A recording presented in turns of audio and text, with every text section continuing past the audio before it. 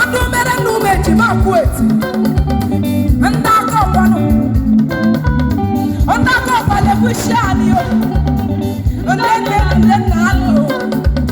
Ume jima kwete ngene nalo. Ume munu no nekunu. Ume jima kwete na munu neku. One chibere zegadiye.